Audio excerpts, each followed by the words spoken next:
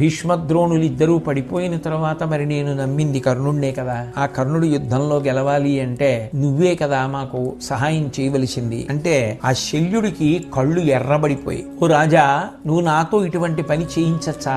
వర్ణధర్మాన్ని దృష్టిలో పెట్టుకున్నప్పుడు కర్ణుడి కన్నా నా వర్ణం పెద్దది అయినప్పుడు రెండవ వర్ణానికి చెందినటువంటి నేను నాలుగవ వర్ణానికి చెందినటువంటి కర్ణుడికి ఎట్లా సారథ్యం చేస్తాను? అది నాకు అవమానం కదా. కాబట్టి నేను ఆయన రధికుడు, నేను సారథిగా ఉండడం సాధ్యమయ్యేటటువంటి విషయం కాదు. ఈ కర్ణుడు నాకన్నా బలవంతుడని అనుకుంటున్నావే, ఇంతకన్నా ఆశ్చర్యకరమైన విషయం లోకంలో ఇంకోటి ఉంటుందా? నువ్వు కావాలనుకుంటే ఒక పని చెయ్యి, శత్రుబలంలో ఎవరిదైనా ఒక పేరు చెప్పు, వీడిని నువ్వు సంహరించని చెప్పు, సంహరించేస్తాను, వెళ్ళిపోతా, నా పని అయిపోయింది. కాదంటావా? నాకు కొంత సైన్యాన్ని ఇచ్చిదిగో శత్రు సైన్యంలో పడగొట్టేస్తాను, అంతేకాని ఇట్లాంటి పనులు మాత్రం ఎప్పుడు చెయ్యి, నేను చెయ్యను అన్నాడు.